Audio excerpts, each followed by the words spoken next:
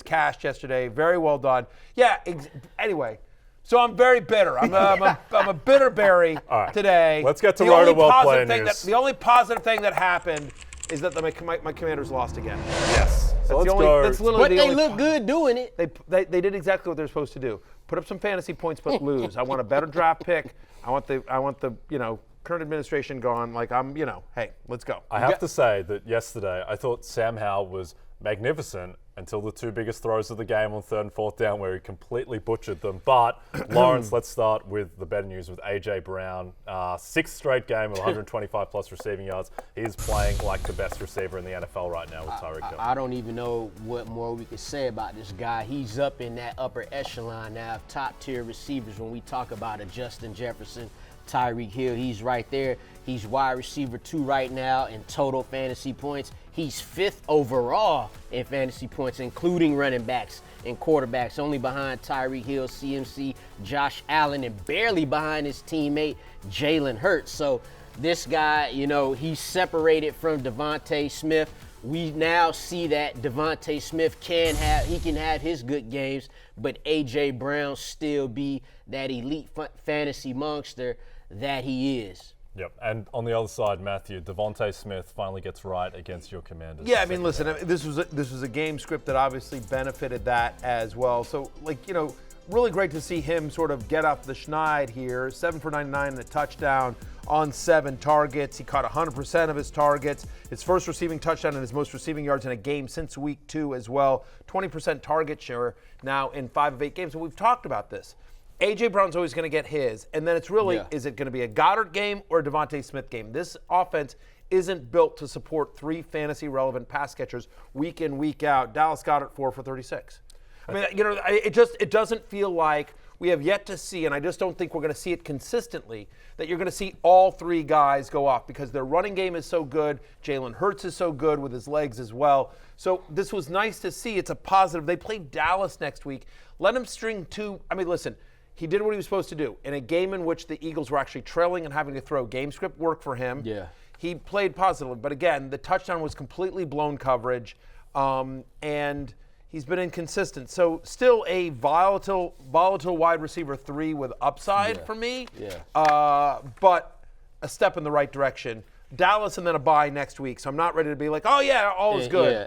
I think the sneaky thing with that passing offense, though, is that Jalen Hurts, he's not right at the moment physically. No. He was limping to the line of scrimmage yesterday, and he only ran the ball 4 times for 6 total yards on the ground, had the fumble on the tush-push, but he's doing it through the air, and that's good news for Devontae Smith and A.J. Brown. The total in that Dallas-Philly game is 46.5. I think that's too low. I think that's going to be an absolute shootout, particularly given Hurts can't run the ball as much, so I think they'll be throwing through the air. I agree. Throwing through the air against Philadelphia yesterday, Lawrence, was Sam Howell, 397 yards, 4 touchdowns. Not his name. Yeah. Is he... Yeah. Future Hall of Famer Sam Thank Howell, you. Who looked the part. He's definitely a future fantasy Hall of Famer. Look, these 2 games, the Eagles versus the Commanders, they nearly looked identical. And Sam Howell himself, quarterback 8 right now in total points. The last 5 games, he's averaging 41.5 passing attempts per game. So through strictly volume alone, you'd at least trust where you're going to trust him in this situation. Terry McLaurin, and I think Logan Thomas as well. But, Eagles versus Commanders, if you could have that week, if you could have them 2 teams play each other every week, Sam Howell be QB1 every week. And that's exactly what he was here, as you see on the screen in week 8. Yep, and the big beneficiary, Matthew, is Jahan Dotson on your side. Yeah, which is exciting, right? Career high in receiving yards, double-digit targets for the first time in his career as well. So, look, he's now had 8 targets in back-to-back games. That's the first time in his career we've seen that. He's always had a knack for getting in the end zone when they can get him the ball. But it's nice to sort of see the volume here. So, again, they're at New England next week, then at Seattle, home to the Giants, at Dallas. It's a tough stretch here for my Commanders. It's positive, right? But I don't know. Again, I'm not ready to be like, we'll talk about this more tomorrow, and I'm sure he'll be on the waiver wire list as well. But I think this was more a result of the fact that they threw the ball 52 times. Yes. They didn't feel like they could run the ball effectively against the Eagles, which correctly they could not. Yeah. But I do think my takeaway here is less about Dotson and more about Howell, who, again, all jokes aside, I think is a viable top 12-ish quarterback. Still available in 55% of leagues. Like, if you've just lost Kirk Cousins, Sam Howell should be the number one target on the waiver wire. If you have him sitting on your bench, I think he's a viable trade option to a QB-needy team in your league. McLaurin's locked in, and I think there's enough volume, and Howell's playing well enough that Logan Thomas, given how low the bar is at that position, that Logan Thomas is in the low-end tight end one conversation. It's nice to see from Dotson, but I'm not ready to, again, similar to Devontae Smith and even less, because I prefer Smith talent-wise and I prefer his situation better. I'm not ready to be like, oh, yeah, I'm all in on him. So and just to note, Jamison Crowder had 7 receptions for 95 yards and a touchdown. That's his best game in 4 years. So, again, that's a product of them throwing the ball 52 times. So you should be a little weary of the Jahan Dotson moving forward. I would argue 98% of fantasy managers didn't even realize Jamison Crowder was on the Commanders. They're like, I thought he retired 2 years. He's back. I thought he was like back 2 years Cole ago. Beasley type of Right, operator. exactly. I think the best stat for Sam Howell, I know he had the 397 yards and 4 touchdowns. Best stat, only 1 sack. Correct. Dropping back that many times. I didn't think that was possible. The fact that he was able to do that shows perhaps the skill improvement just in his awareness. Yeah, listen, and it was an aggressive play calling from Eric Bieniemy, which is, I think, what's going to happen as well. It's going to be tough for them to run on the Patriots, I think, as well. So they'd like to be a little bit more balanced, but no, like, Howell can sling it. He reminded me of, like, Blake Bortles a little bit. Remember back when, wow, Blake Bortles. I thought we were friends. He used to rack up the numbers. I Just been watching Desmond Ridder for so long. Blake Bortles. He was bad at I actual once football. had a trade vetoed trying to get Blake Bortles, and I was giving away a young Stephon Diggs, and they was like, no, you can't have Blake Bortles because he's a top 10 quarterback. I'm like, what? Hey, Blake Bortles went into Foxborough in the AFC title game and played Tom Brady to a draw. So This is factually correct. Let's not forget about Shout that. out to Blake Bortles, By the who's way, ripping they six.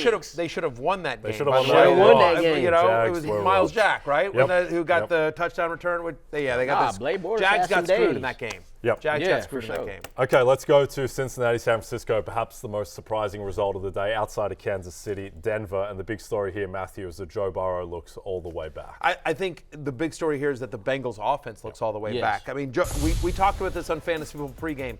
Out of the bye, fully healthy, we expected the Bengals to be good. Did we expect Joe Burrow to be the number 4 quarterback in fantasy? I don't know that we expected that much, but we expected him to look good, and he did. He looks like Joe Burrow. He looks like FantasyLife.com investor Joe Burrow is what he looks like, right? Look, as we head into Monday Night Football, he's the 4th best quarterback in fantasy. You see it there on your screen. Chase, Mixon, and Burrow all top 10 of the position. Burrow and Chase top 5 at their position as well. I think one of the positives here, just to sort of underline, Joe Burrow is back, 43 rushing yards. Yep. Clearly the calf no longer bothering him. Over the last 3 games, he's averaging over 21 fantasy points per game. To me, the exciting thing here is because, like, Chase is a superstar. It's great to see Burrow back. But the positives are T. Higgins, 5 for 69. Not great, but again, like, better than what we've seen, starting to get involved. And Joe Mixon, who we talked about on Friday with Denny, about as a positive regression candidate. Good call, Denny. He was on the hate list for me. Bad call, Barry. But honestly, I still Denny had wins. ranked. But even in the love-hate show that we did last week, I was just like, look, you're probably starting him. I'm 18. I'm worried about, will he be able to get into the end zone? And he was able to. So it was actually a really nice run. Good to see him get going. It's his first 20-point game of the season.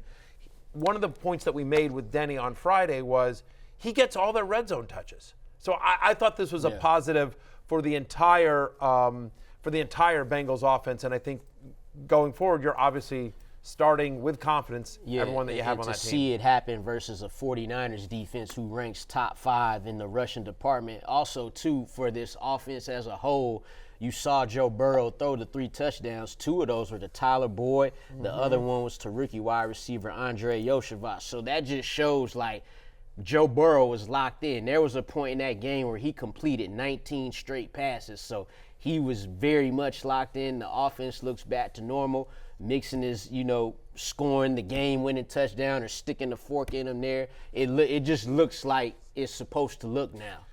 You know what, and just while we're on this game, very quickly, I'll just make a quick mention. And by the way, and I should also mention that it's a full week. There were no teams on a bye. We've only got an hour.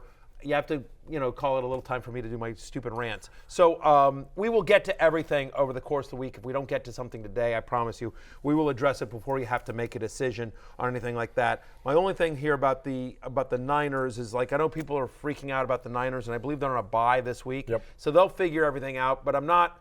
They had no Debo. They had no Trent Williams, which I think is a bigger loss than people realize as well. I know Purdy didn't play well, but I think they'll get that. I think they'll get that fixed. I guess I'm not worried about the Niners. I'm not.